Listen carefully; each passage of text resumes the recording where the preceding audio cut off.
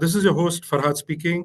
And we have seen last month that RBI had maintained its status quo in terms of the policy rates as well as the stance. And even in the recent past, we have seen the system liquidity being tight over the last week. To give our perspective and our insights on the same, let me welcome Mr. Anurag Mittal, who is heading the fixed income piece and at UTI to the webinar. Post Anurag giving his views and perspectives on the markets, we'll open the forum for question and answers. Please feel free to share your questions on the link that's there. And Anurag, now I would like to hand over the floor to you. Anurag, welcome. Thanks, Farhad, and good day, everyone. And thanks for joining in on our webinar. So we'll be discussing the key global and domestic macro events which took place in April and what they really mean for our investors going ahead. So we'll start with the global trends, followed by domestic and where how we see the markets. So if we look at this slide. On the left-hand side, this is JP Morgan Global PMI, which covers the manufacturing and services PMI. So as we can see from the chart, there was a sharp decline, especially on the manufacturing side post 2022, as the inventory cycle, kind of took run its full course, and there was an overall rotation from goods to services as various economies opened up. If we see even during the early 2023, there was a strong rebound in services, and then it had started to slow down. So by the mid of 2023, there was an expectation amongst a certain section of market participants, even central banks, that probably will be in a slowdown, which led to a lot of hopes for rate cuts across various economies led by Federal Reserve. And what we really saw at the end of 2023 is that global business confidence remains quite intact. The couple of reasons. So apart from probably weak recovery in Eurozone and China, the rest of the world, thanks to still easy monetary policy, thanks to still reasonably easy fiscal policy, and reducing commodity prices in 2023, the actual profitability for corporates and wage growth for households was quite robust. And that is why just after bottoming out at the end of 2023, we are seeing pickup in both manufacturing and services PMI. On the right-hand side of the chart, as you can see, the divergence. If you look at the quarter-on-quarter output decline, which is basically the GDP decline, the number of countries reporting successive output decline started to slow down. So if you compare it to the Q2 of calendar year 2023 as well as Q3 of calendar year 2023, the economies were reducing. However, again, to highlight the divergence in various economies, which is the two successive quarterly declines, which is basically a technical recession.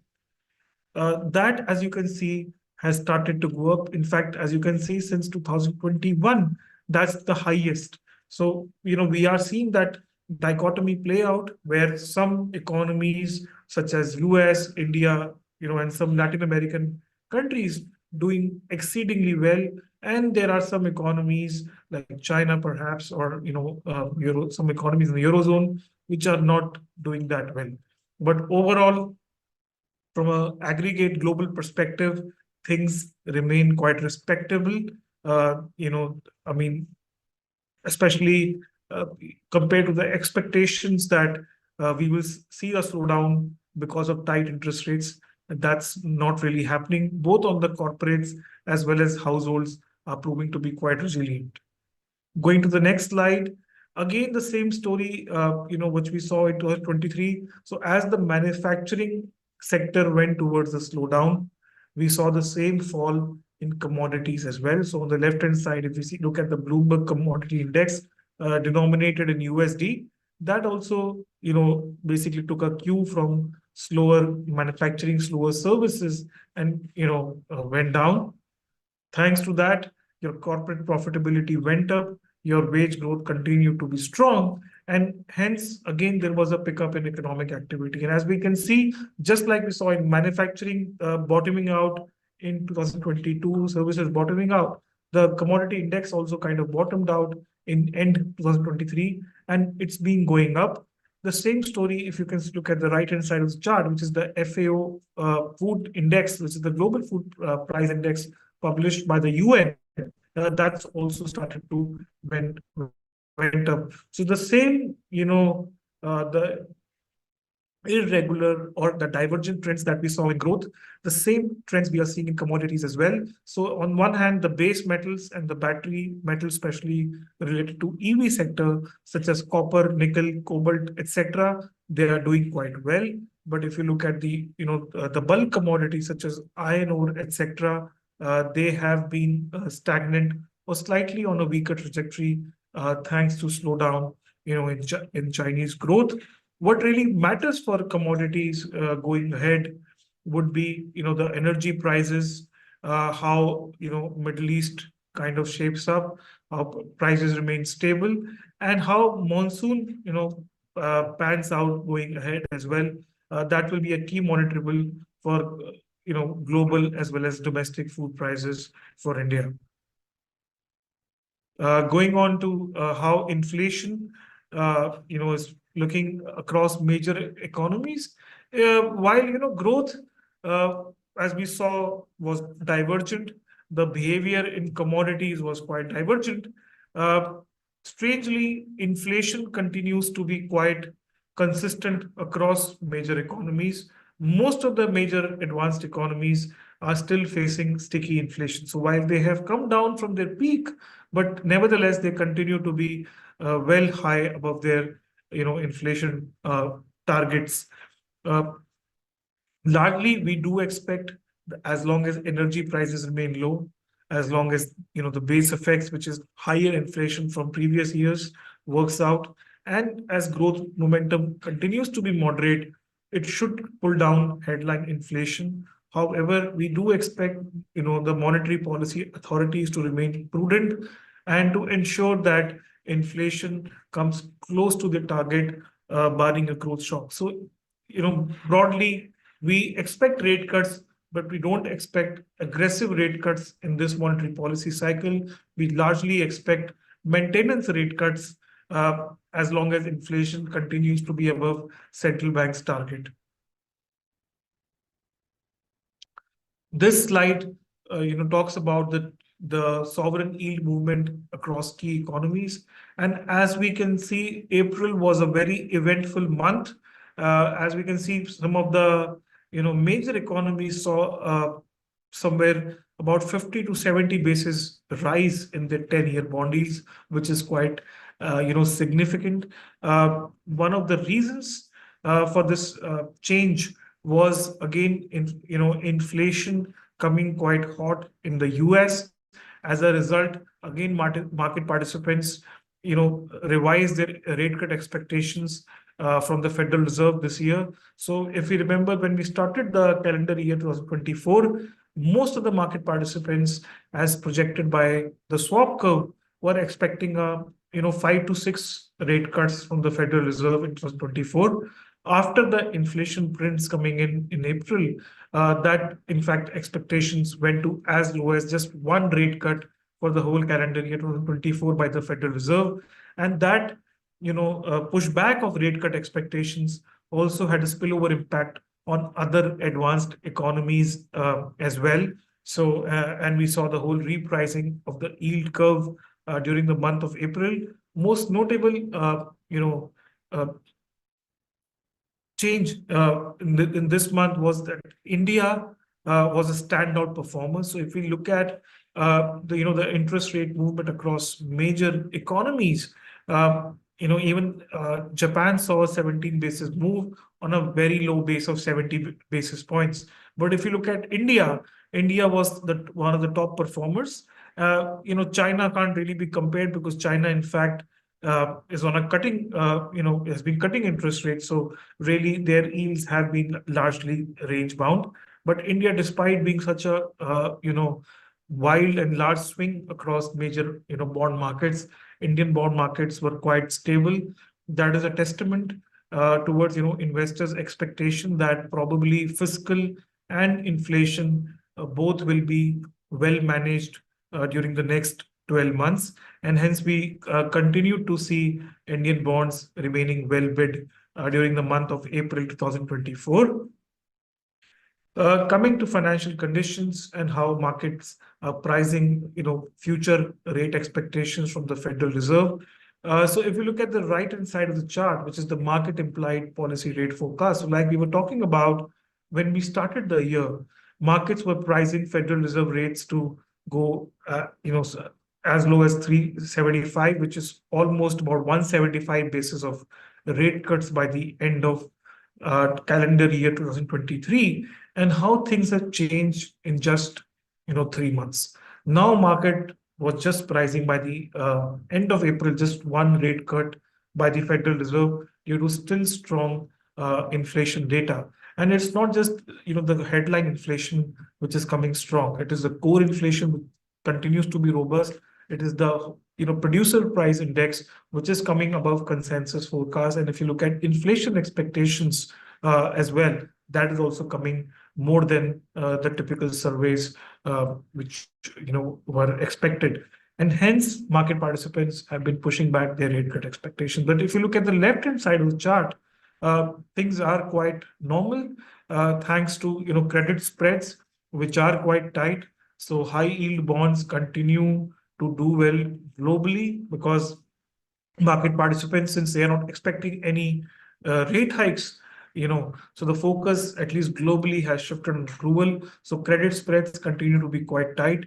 Equity markets continue to do well as market participants still have a sanguine view on global growth, and that's why, despite interest rate expectations being on the higher for longer trajectory, the financial conditions index or overall financial conditions continue to remain easy, which again bodes well for growth. Because if you are financially, whether you look at credit markets or equity markets or banking system liquidity, and I'm talking about global banking system liquidity, as long as these parameters continue to remain easy, continue to remain moderate, overall it bodes well for global growth. Now coming to domestic trends, if you look at CPI inflation and the core CPI inflation, as we can see, the core inflation, which is depicted by the red line on the left-hand side of the chart, it continues to fall quite consistently and quite linearly, as we can see from 2022.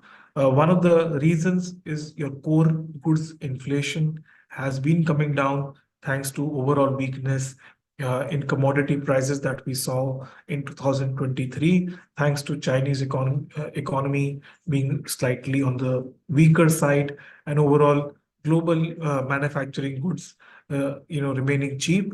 And even if you look at the headline inflation, that's also been coming down. So RBI has forecasted a 4.9% inflation for Q1 FY25, and as we saw in March inflation, it actually fell further from 5.1% in February to 4.9%, which was largely in line with consistent consensus estimates. Largely reason was that core inflation continued to remain well behaved, although there was a slight pickup in vegetable price inflation. So what really matters for these RBI forecast to remain intact is that global food prices continue to remain soft. El Nino effect continues to decay, and we have a normal monsoon. So this is something which RBI has penciled in their forecast, and this is what the bond market will be really tracking. So far, both on the private forecasters as well as national forecasters have projected a normal monsoon of 106% of its long period average. As long as monsoon remains normal, we do expect food prices to remain well behaved. In fact, if you look at CPI inflation, just ex of vegetables, it is on the lower side, in fact below 4%, and hence we do expect once monsoon turns normal, especially post the summer season or post-June, vegetable prices should also benefit, and we should see a moderate inflation. If you look at the right-hand side of the chart, which is the CPI diffusion index, which is which kind of presents the weight of constituents, which is greater than 5%, we see a consistent fall since 2021. And so that also shows that it's just a very few items within the CPI basket which are on the higher side. But probably once we see that base effect play out, we should see moderation in inflation in India as well. Looking at credit and deposit growth, so the non-food credit growth remained quite high at 16.3% in March compared to 16.5% in February 2024. So this credit growth numbers is ex of the HDFC Limited and the bank merger, because that kind of distorts the picture. If you look at the retail loan growth, so after the various announcements by RBI, various tightening of norms by RBI, especially in the unsecured category, that has been showing some degrowth. So if you see, retail loans degrew from 18.1% in February 2024 to 17.7% in March 24. If you look at the unsecured loan growth, that continued to see a second consecutive month of deacceleration from 19.7 to 18.7. So we do expect that these trends will continue in FY25 as well, with increasing risk weightage from RBI. We do expect banks to diversify from unsecured retail loans going forward as well, and that should continue to have some bearing on consumption. That should continue to then hence have bearing on inflation front as well. Coming to liquidity, so yes, while headline liquidity, as we can see, has turned negative. One of the reasons for liquidity turning slightly negative has been slowdown in government spending as model code of conduct comes into place. So probably we do expect liquidity to remain slightly on the tighter side, on the negative side, at least till the month-end government spending comes. We do expect RBI dividend to further increase government's cash balances, and probably once government starts spending those cash balances, which could be in excess of about 3 lakh crores post the RBI dividend, we do expect liquidity to kind of normalize, liquidity to become comfortable. At this point of time, RBI has been conducting variable rate repo operations to inject liquidity, but all said and done, that's temporary liquidity that cannot stabilize money market rates in the very near term. And that's why we have seen pickup in money market rates as well as short end of the yield curve in the near term because of this tight liquidity. If you look at the trade numbers continue to be quite encouraging. If you look at the March numbers, typically March tends to be a seasonally heavy month, especially in terms of exports. But if you look at overall trade deficit, that's come in fact lower from 18.7 to 15.6, which is an improvement both on month as well as on year terms. One of the reasons was a sharp fall in gold imports. So if you see in February 2024, our gold imports were about 6.2 billion, which sharply fell to 1.5 billion as gold prices went up. And that led to correction in trade deficit as well. If you look at services surplus, they continue to be quite robust. So on the export side, while those have fallen compared to Jan 24 from 28.5 to 31 billion, nevertheless, they are on a moderate and stable trajectory. And we do expect services exports and service surplus to continue well in FY25 as well. So from a currency perspective or from a FX reserve perspective as well, we do expect things to remain quite stable. In fact, rupee has been one of the least volatile currencies across the world, despite a major strength in dollar. And that's reflective not only of RBI's intervention, that's also reflective of a well-funded current account deficit that market participants are expecting in FY24 as well as FY25 ahead.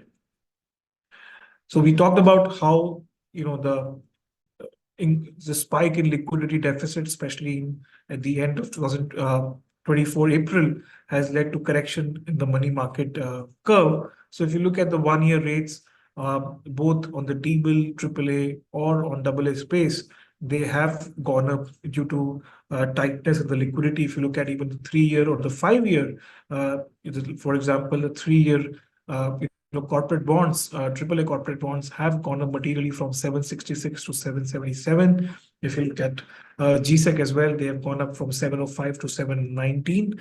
The same story largely, has played out the 5-year and 10-year space as well. So two reasons. One is the rise in global bond yields, and second is the spike in the liquidity deficit locally because of slowdown in government spending due to the model code of conduct. So what it really means for us as investors. So largely what's, like we talked about, there is huge divergence in growth data. There is a lot of noise in inflation data as well, where some commodities are trending downwards. There are some commodities specific to renewable space which are going up. If you look at especially crude, despite two major geopolitical escalations in 2022 and 2023, namely the Russia-Ukraine escalation, as well as the Israel and Hamas escalation, commodity prices have, especially the crude prices, have been quite well behaved. So it not only means that the supply side shock is not as big as it was feared, but it also means that the market participants are not really expecting any major demand pickup in global economy, most notably coming from China, and hence we are seeing the divergent trend in commodities. We are seeing that divergent trend in growth. We are seeing that divergent trend in food prices as well, where wheat prices, rice prices have come down from last year highs, but nevertheless, the outlook for them is quite uncertain. So what it really means from for central banks as well as for market participants such as us, that it's very difficult to separate a market signal from noise right now. And what I mean by noise is that you have data where there are a lot of one-off shocks which are coming in. So you really don't know whether these shocks are here to stay, whether this high inflation is here to stay, or whether this one-off shocks dissipate, inflation should slow down as well. Just like it's difficult for us to discern that, is the same for central banks, and hence rightfully it's unlikely that they will commit themselves to a predetermined path till they see a clear trend in terms of data on growth, in terms of data on inflation. But nevertheless, if we zoom out and take a step back, there is still a decent monetary space for central banks, because you're still coming down from a very high inflation base of 2022 and 2023. So yes, there is space for global as well as domestic central banks, but we have to be more realistic.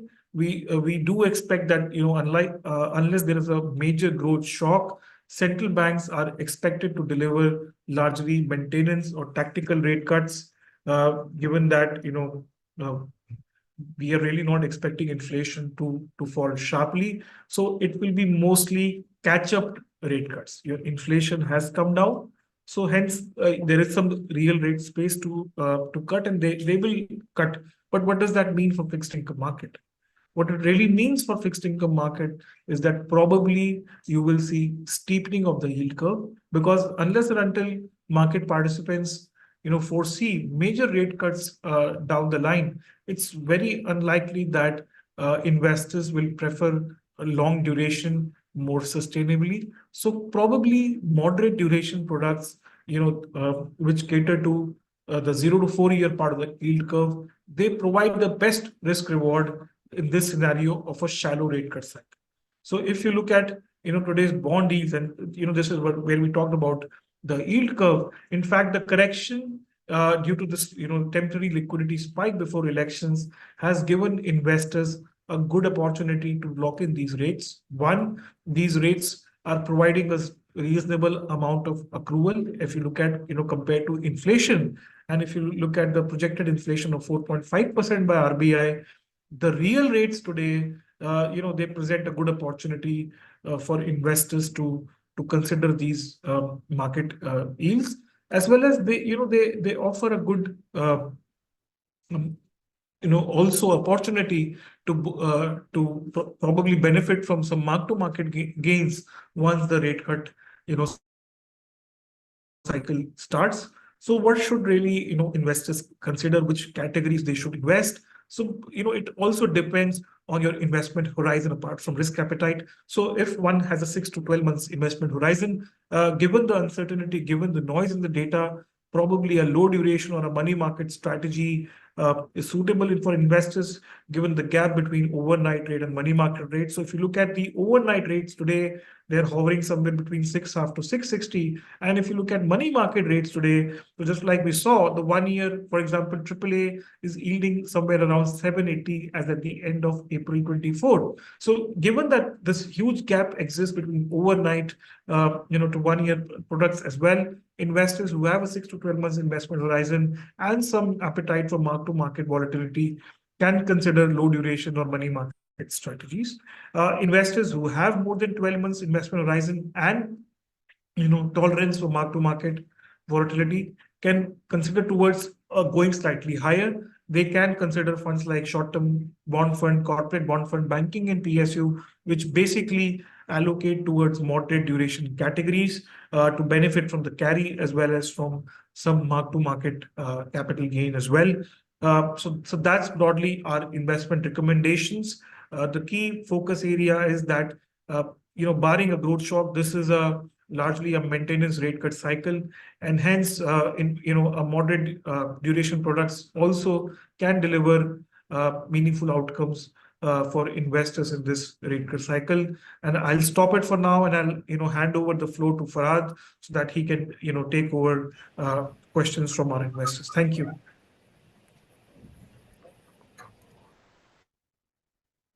Yeah, hi. Thanks, Anurag, for the insights that you have shared with us. And I hope it's given the viewers a perspective on not only the domestic markets but global markets also.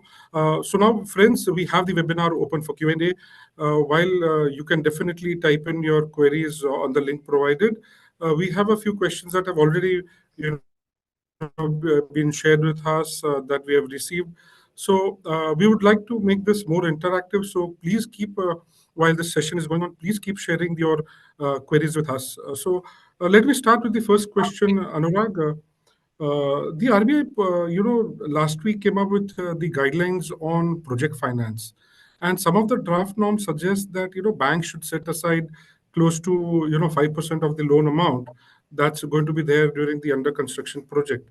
So there have been views in the market. So we would like to have your view and understand how this is. Is it a prudent step, first of all, for the infrastructure and property sector? And what's your take on these two sectors? Thanks, Farhad. So this is a very interesting question, and since this is a fixed income, webinar, I'll try to answer this from a fixed income, standpoint. So as we have been seeing RBI, for past number of years, so whenever there has been a strong growth then trend in any of the sectors, whether it was gold loans, whether it was consumer loans, RBI has been very proactive, and they have tried to build some counter cyclical buffers in the financial system so that there is no sudden panic in the market so whenever the cycle turns south. So ultimately all sectors they have their ups and downs. They go through various good times and bad times, and hence it's, I think, from a prudence perspective, it's critical that central banks are in fact proactive and they ensure that the financial system is well capitalized. Because whenever there is any instability in the financial system, it's the taxpayers and the bondholders who have to kind of foot the bill. So if you look at the infrastructure sector, firstly, it has been growing quite rapidly, and there is always a risk that in case a bank is lending to a under construction project, there is a risk of a loan going bad in case the cycle turns. And we think from a fixed income perspective, RBI has done the right thing uh, to ask banks to in fact give higher provision for under construction projects. So secondly, if you look at the fine print of the draft guidelines, so like you rightly said, it's a draft guideline, it's not the final document. But even if we look at the draft guidelines, this calls for providing provisions by FY27. So it gives a very reasonably long roadmap to banks to plan their capital requirements and plan and kind of provide accordingly without having any very near-term impact on operations.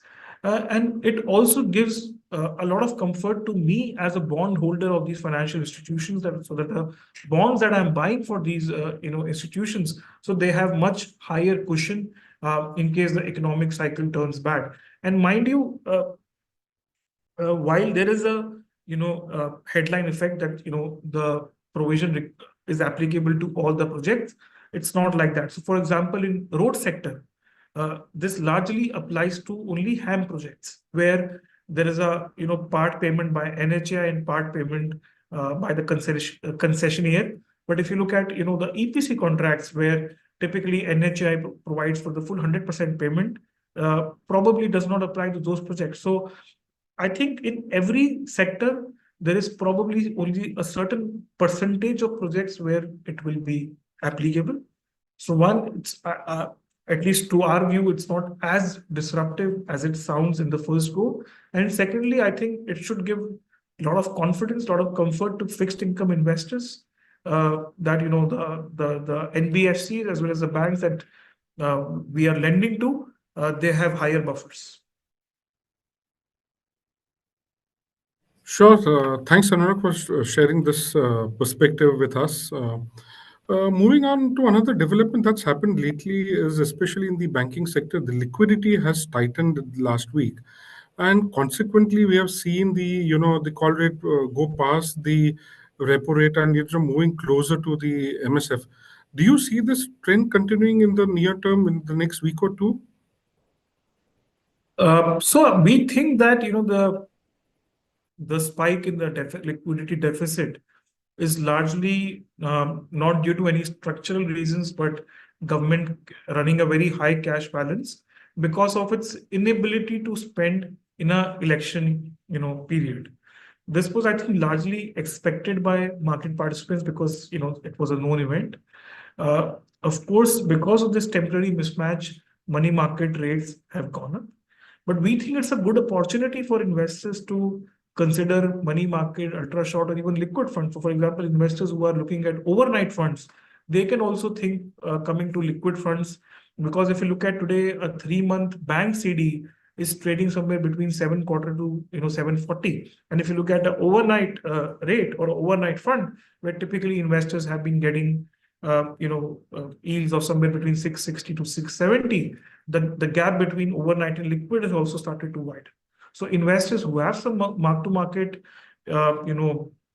appetite can even move into slightly higher duration than what they are investing in so far, because we think once the election period is over, probably this liquidity will come back into the banking system, and investors should see money market yields also going down, notwithstanding any global event. So we do think it's a good opportunity. Thanks, Anurag. While this was at the shorter end of the curve, there is a question that's come up from an investor, our viewer. He's asking which debt fund should one buy to keep for 10 years or more? That's the first part of the question. And will such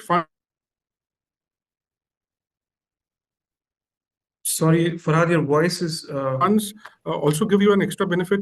Okay. Am I audible now to you, Anurag? Yes, you are audible. Will such funds from...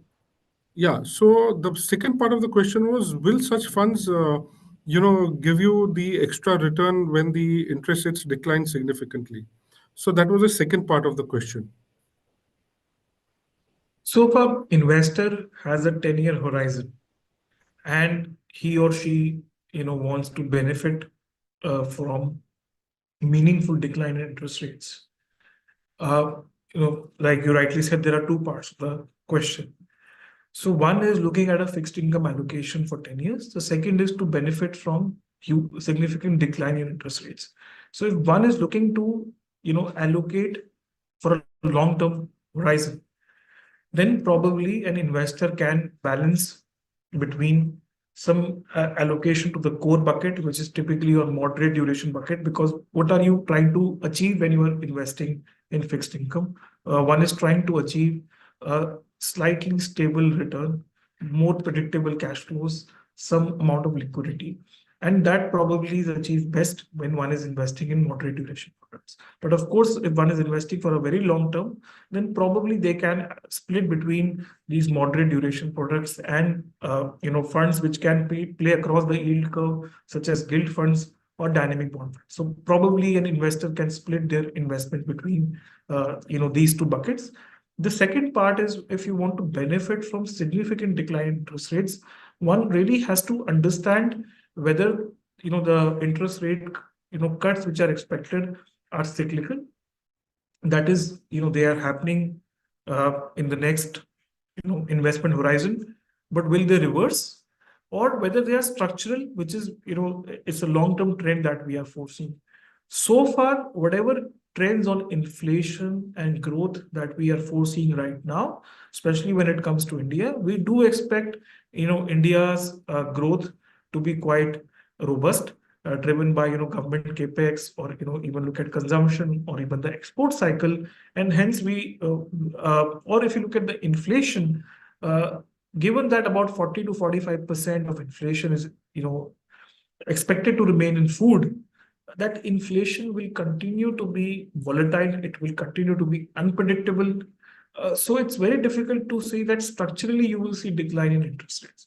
And that is why we are recommending that investors should allocate between moderate duration and funds which can play across the yield curve to benefit from these volatilities and benefit from the active management of these funds. Thanks, Anurag, for sharing your thoughts on how investors can benefit from allocating funds to the medium term horizon in terms of the duration products. Let's move on to a follow-up question that another investor has shared with us. The query is, Indian sovereign bonds will become a part of the global indices from next month. How much impact do you see it will have on the yields? And where does this opportunity lie for investors from the inclusion of this? So, we do expect, after the inclusion of Indian bonds in global bond indices, we expect about $25 to $30 billion of inflows in Indian bonds, as long as investors are looking at market weights. Having said that, how much impact on will be there on yields? I think a large part of that news is discounted. So what we saw during one of the slides, where some of the bond markets saw volatility of 50 basis, 70 basis, or some of the bond yields went quite meaningfully higher in the last 3 to 4 months. But Indian bonds have been quite well behaved. It is because market participants are expecting that 25 billion, 30 billion kind of demand in Indian bonds, and that is why you're seeing Indian bonds in those range bounds. So I think a large part of that positive news is discounted. While standalone, that inflows may have some impact, but ultimately what really matters for valuations of Indian bonds is only how liquidity pans out, how inflation pans out, and how interest rate pans out. So it cannot happen in standalone. So I think, one, at that point of time, assuming monsoon is normal, market participants continue to expect 50 to 75 basis of rate cut from the RBI. We do expect bond yields can come down by 20 to 30 basis points in next 2-3 months. But however, in case if inflation continues to surprise on the upside globally and domestically, if let's say the outcome on monsoon is not very favorable, probably despite the 20-30 billion dollar of inflows, bond yields can remain volatile. Thanks, Anurag, for sharing that with us. In continuation with the above question, let me ask you this question. Will it be easier to compare the performance of let's say, an Indian credit fund with an investment, say, in a developed market like US, maybe Singapore? Would that be a fair comparison? Of India Credit Fund? Yes. So I think it would be slightly unfair because India is still in a evolution stage of its bankruptcy laws, and what really matters when you price a credit is what can you recover in case the credit view goes wrong. How fast can you recover this? And I think as our IBC is still evolving, and I think it's done a tremendous job if you compare to the previous acts, I think in terms of the resolution. But if you compare it to the advanced economies like the US or Singapore, I think there is still some lag in terms of price discovery of stressed assets, in terms of liquidity of stressed assets. So probably I think there is I wouldn't say that it's really comparable compared to those markets. Thanks, Anurag, again for sharing your views on the same. So, keeping with the linkages with the Indian and the global markets, do you see with the basically the India-US GSEC yield at an all-time low? There is still no, I would say, a slippage in terms of inflows happening. So, do we see this trend continuing? So, what's your take on the inflows? So in terms of the question on Indian and US bond yield spreads being quite low, I think it's also a function of the if you look at inflation expectations, if you look at the kind of fiscal cycle that India is running compared to the US. So if you look at even during COVID, India did not spend very aggressively, especially as far as direct government spending is concerned compared to the US. And after COVID as well, India has been a consistent consolidation path as far as fiscal is concerned. But if you look at the US, it's still running approximately 7%, fiscal deficit. And if you compare it to the last 50 years, it's almost double of that. So typically, US has run a 3.5% fiscal deficit. So given the record high borrowing by the US government, and if you compare it to India, which has been seeing the fiscal consolidation as well as inflation remaining quite well contained, and on top of it, it's the inclusion in bond indices. So I think that spread probably can sustain in the near term till either India decides to expand its fiscal, or probably US decides to narrow its fiscal deficit. Sure. Thanks, Anurag, for the same. There is one more question that comes into the mind is what is the likely impact of the higher debt to GDP levels across markets in the near future? Well, I think that will play a key role in determining global investors' views on individual markets. So, your views on the same, Anurag? Right. So typically, higher debt to GDP denotes lower productivity, because what that really means is that higher government spending is not keeping up, or it's not really leading to higher GDP growth, and that's why your debt is rising more than your GDP growth. So in simple words, it while it basically means stagnation in a way, and how it really evolves for a bond investor or for fixed income is how the central banks react, how the the economy in question reacts.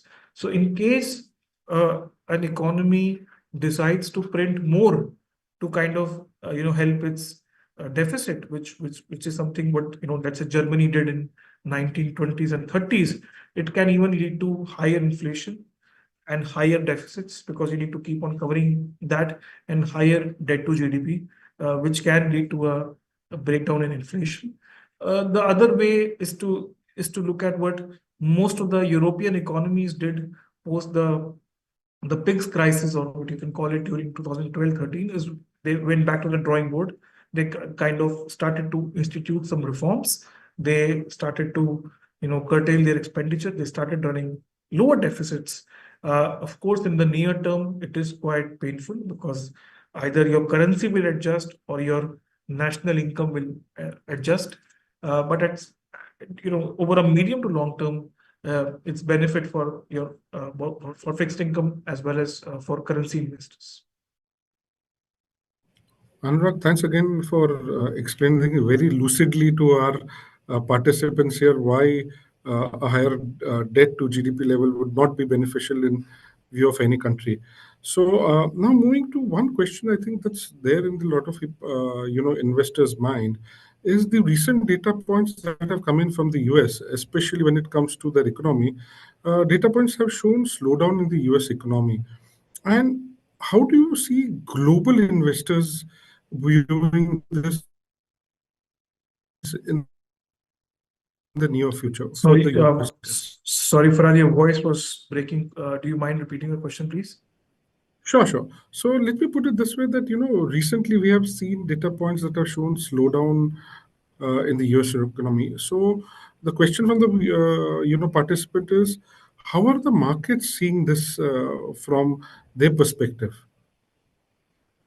I think, looking at from our vantage point, I think market participants ultimately look at relative valuation, relative growth, relative inflation. So if you compare to the rest of the world, actually US is doing quite well. So if you compare it to Eurozone, or let's say UK or Australia or other, advanced economies, US actually is, from employment perspective, it's quite respectable. It's one of the lowest unemployment that US has seen. If we talked about financial conditions, the financial conditions, whether it look in terms of equity valuation, in terms of credit spreads, they are quite, still quite healthy. In terms of even concurrent indicators, whether you look at retail sales, whether you look at, housing prices, etc., they are also, for now, they're quite healthy. So for now, I think investors are looking the US economy from a relative perspective is to be quite healthy. And that's why if you see in the last 6 months, dollar has actually done well. So because investors are seeing that probably other major advanced economies will have to cut interest rates before the US because they are experiencing a bigger slowdown than the US economy. So for now, so of course there is always that thought behind investors that given the high interest rates, something has to break. But I think the high fiscal deficit that the US has been running for the last 2 years has also been cushioning that impact. Thanks, Anurag. Anurag, there's one question. It might sound repetitive because you've already taken that in your commentary. So the question is, in the recent FOMC meeting, the stance was maintained. And when does one look at the rate cut cycle to begin, and what would be the kind of quantum? So I think the first part you have definitely addressed that, and if I recall it, you had said somewhere close to November is something that we are looking at, maybe where US could actually, FOMC could start a rate cut. But the second part of the question is, what is the quantum of delayed rate cuts that you could see from their end? So your perspective on that. So thanks for that. So I think we were just looking at the chart, which kind of depicted one rate cut, and how market participants have changed their expectations from 6 to 7 rate cuts to just one rate cut, at the end of the year. At least as far as we are concerned, we like we said that the current data is throwing a lot of noise. So probably we will need a couple of months of stable data to really assess where inflation is really heading. And based on that only, I think it's more helpful to take a call on how the interest rate cycle will start and when the interest rate cycle will start and how many rate cuts can we really expect. We do believe, and I think we have repeatedly mentioned in other policy notes as well, that it's really futile to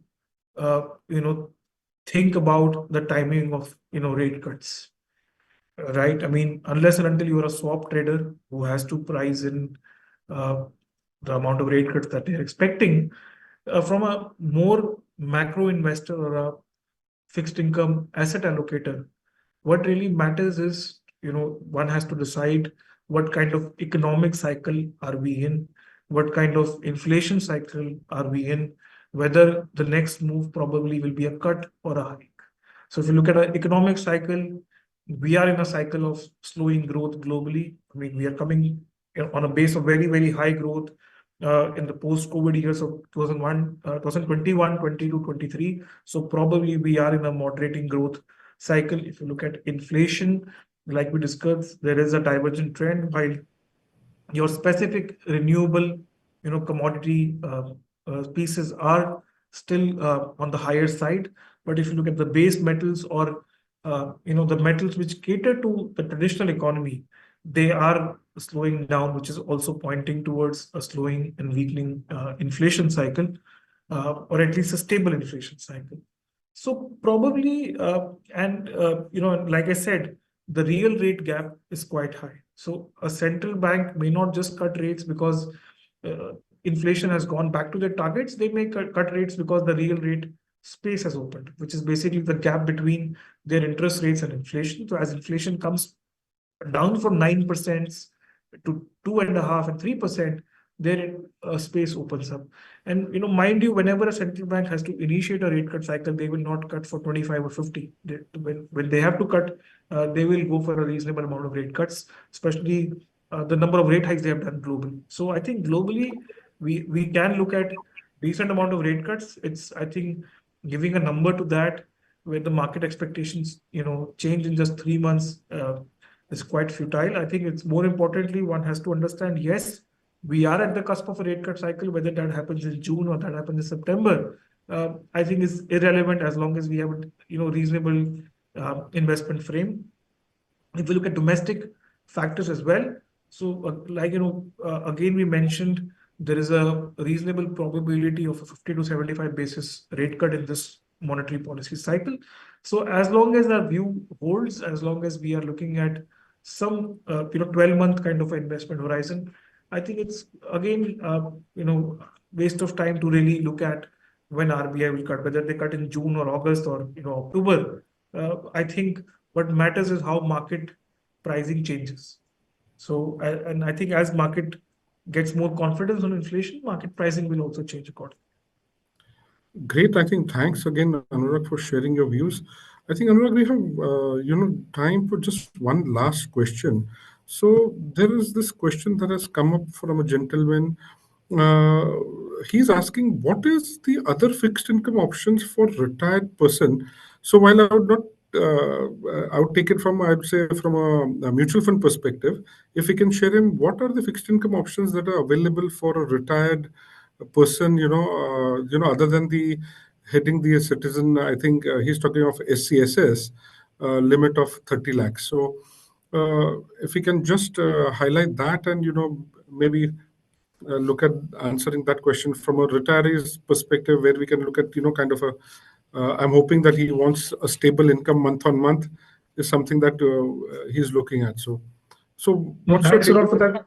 Sure. So thanks a lot for that question. So it's like you rightly said, a retiree individual will probably not want too much of volatility in their portfolio, either from interest rates or from credit. So we highly recommend retirees or retired individuals to stay away from very high yield or credit risk strategies because of the illiquidity and because they are subject to business cycles, and they can impart a lot of volatility on the portfolio. Similarly, if one is looking at stable and predictable income, I think again, irrespective of the cycle, moderate duration products such as short-term or a corporate bond fund can provide that counter cyclicality to the portfolio. It can provide that predictability to the portfolio because one, you are getting some better accrual compared to money market or overnight rates. On the other hand, you are also getting some benefit of mark-to-market gains. Thirdly, you have the benefit of liquidity as well, without any meaningful impact cost, as long as the fund is without any exit load. Because of course, at such a age and stage, one may require funds at a shorter notice as well. So one needs to have a portfolio which is not subject to very high mark-to-market risk, because at the time of redemption, if let's say the interest rate cycle is not in one's favor, it can impart a lot of volatility when you decide to redeem those funds as well. So I think both from liquidity or from accrual or from a risk of mark to market or credit, I think high quality, moderate duration products are suitable for retired individuals. Thanks, Anurag. I think I would like to thank the participants for being there. And before we close, closing remarks from your side, Anurag. So, I would hand over the floor to you before we close. Thanks, Farhad. We would like to thank the investors once again for logging into the webinar. We hope you found the information to be useful. Please feel free to share your feedback. And of course, next month we have the RBI policy. So please log into the next webinar as well to really see how RBI is looking at inflation growth dynamics. Thank you. Thank you, everyone, for being there on the webinar, and we appreciate you coming back every month to hear into us. So looking forward to you for the next webinar. Thank you. Have a great day, everyone.